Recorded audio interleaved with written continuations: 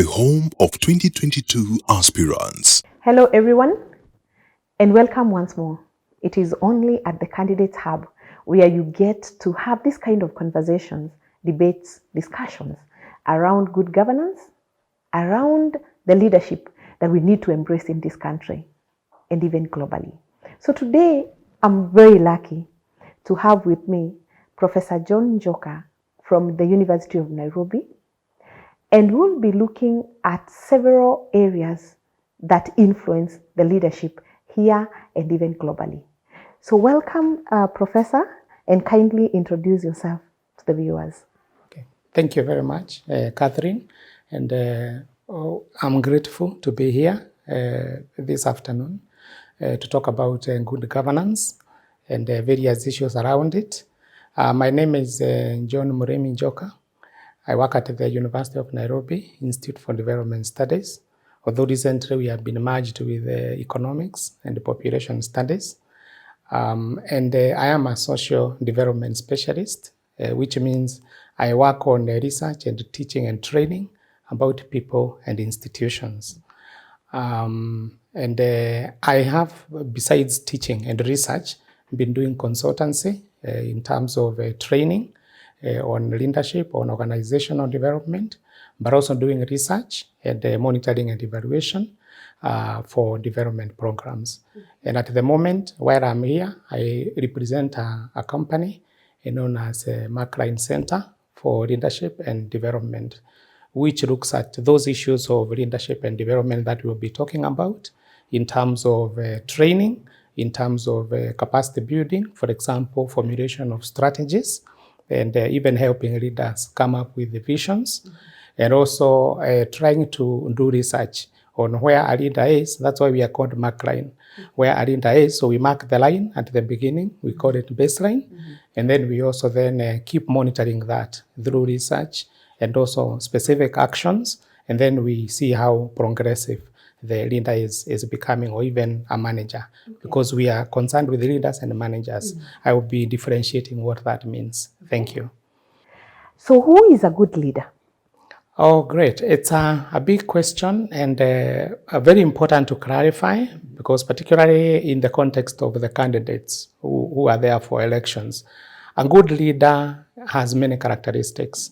To lead is to be ahead of people, and not necessarily loading it over them. But a good leader is one, first of all, who has a vision, in the sense that they know where they are going. And a good vision is a practical vision, a dream that can be actualized. And when we talk about being actualized, it's not a question of very low probability, but very high possibility of being actualized. So a good leader will have a vision which you can see that it's possible. For example, you cannot say that everybody in Kenya will be a rich person. That's not a good leader, because that's not possible. But you can talk about reducing extreme poverty, and that would be something that is viable. Then also a good leader needs to have a strategy besides the vision. And a strategy is a step-by-step breaking down of the vision, so that then the leader is able to know what they will start with and what they are going to implement and keep measuring in terms of milestones or achievements now and then, probably every year, and then probably mid their term. They should be able to also assess that, and being able to know at the end of the day what assumptions are they even going to make in their strategy, so that then monitoring those assumptions makes the leader be able to know which areas to correct and which areas to strengthen. And then also a good leader needs to have a very strong focus on people. Leadership is different from management, in the sense that a leader is not about tasks or about achieving milestones. A leader is about the people who are doing that work. So the leader does not lead by implementing. At what point should a leader, and especially the emerging ones, engage consultants or engage capable people like yourselves, so that now the journey becomes more realistic? Yes. Great. I think the first thing is the commitment for engaging consultants. It should not be to come up with a booklet which is for winning an election. That's the first point.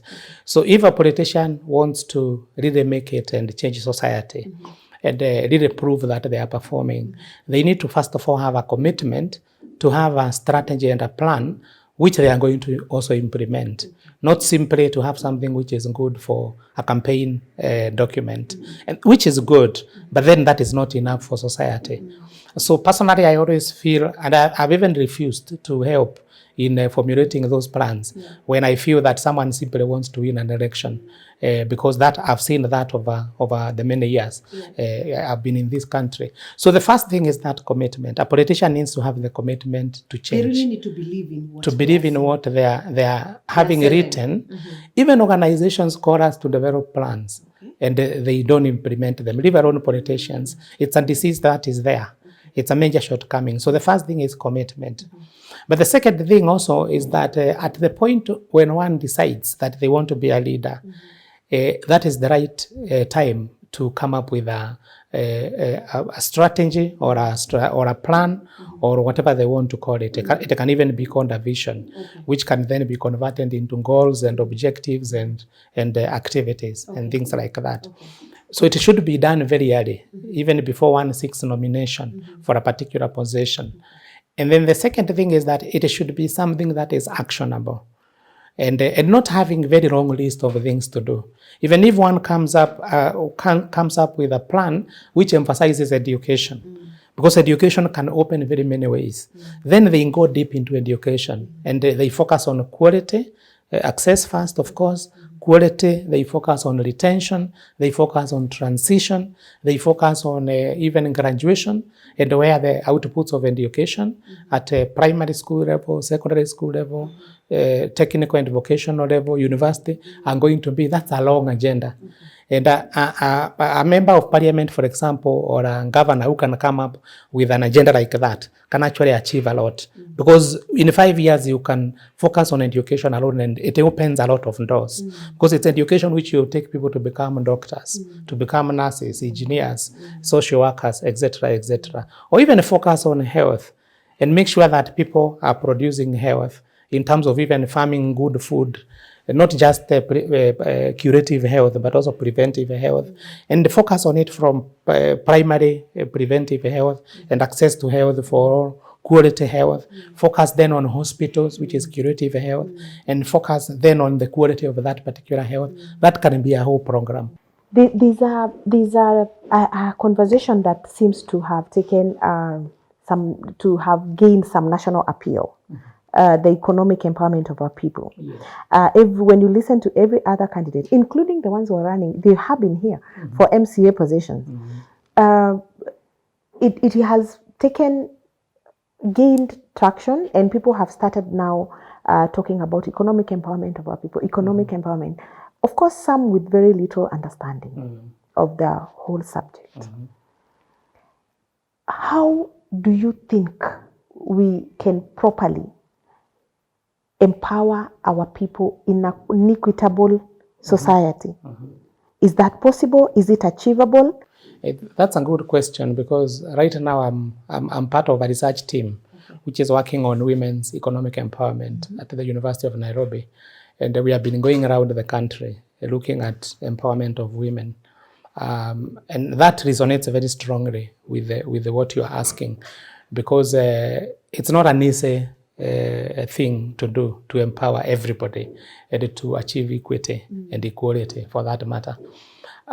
My fear when I listen to politicians is that many of them are just talking philosophies and appealing to the conscience of the disempowered, the so-called poor, the people who may be suffering. So my take is that a politician who knows what they are talking about needs to say point to point very clearly what they mean from their perspective by saying they are going to get into economic empowerment and how they are going to deal with it.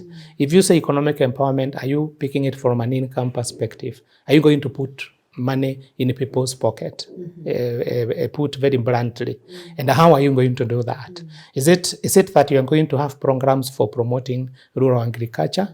Are you going to promote programs for rural transportation? Because some rural areas, they have production of food crops and animal products, livestock products, but they don't have good road networks for them to go to do marketing. We call that value chains, from where production is done to the plate, okay? To where it is going to be sold. So are you going to enhance that chain so that then it's smoother? And how are you going to do it? Will you tax people more? Okay, are you going to get donors to support programs for doing that rural agriculture production and marketing and things like that? Are you going, for example, to organize farmers into production groups, marketing groups, and even probably entrepreneur groups? Or what are you going to do? So in a nutshell, one needs to come to the basics, because Wanjiko down there is not interested in all these things, economic empowerment. And they actually know it. When we have been asking them in the research I talked about, what is economic empowerment, they know ni kuinuliwa. Okay? They know ni kuinuliwa. Lakini wanasema, like if you give them women enterprise funding, it's very little money. Because if a group of 10 women, you give them 100,000, that's 10,000. Then someone tells you, if I wanted to get into dairy, that will buy me a cow. You know, because even a very cheap cow, a long-grade cow, could be 60,000, 70,000. So for her to make that money, it would take 8 times that loan, which can be probably 10 years or something like that. And that may not be tenable.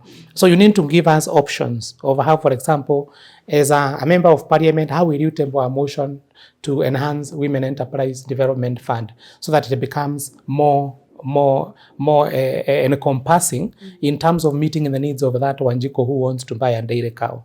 You know, like how will you make the Women Enterprise Fund give individual loans?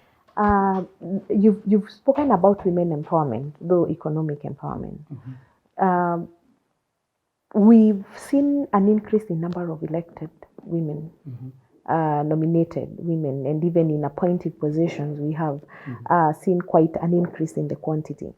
But some people have argued that whereas we are increasing the quantity, we are yet to address the issue of quality. How can consultants and professionals like yourself assist women to even become better leaders in a society like ours?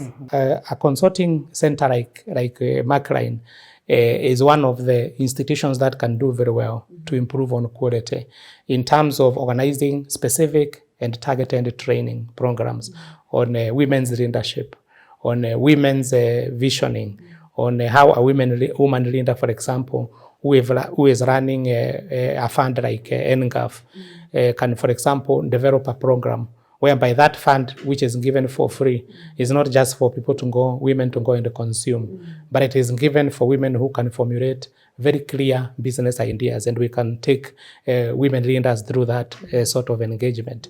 It's called ideation, coming up with the business ideas, and even being able to write business plans and selling them, not necessarily to government programs, but to also other programs in the private sector. And there are many organizations, of course, some of them, like microfinance institutions, are very expensive in terms of their money. But you have people who are also interested in equity, putting money where it can also grow, and where you can actually sell these programs. The private sector, yes, plays a key role in one even determining the kind of leaders that we get to elect. Sure.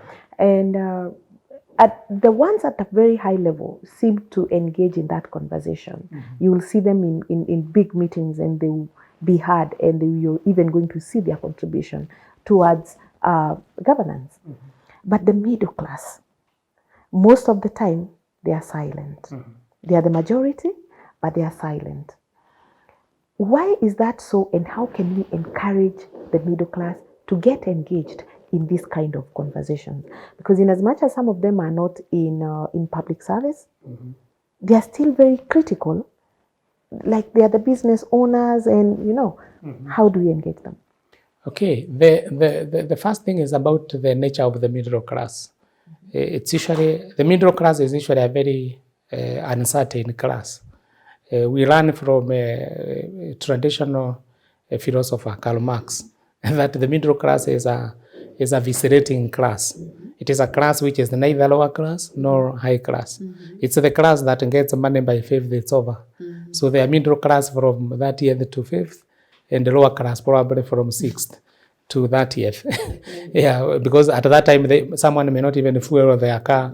They are the guys who are getting mobile money loans from Tara and other whatever, Mshwari and other mobile money loan. So that uncertain person is not the same kind of person you expect to have political consciousness and to go thinking in terms of participating in politics. Many of them are struggling with their own needs. Don't forget, this is a class of people who have some little money, after some little education or success in business.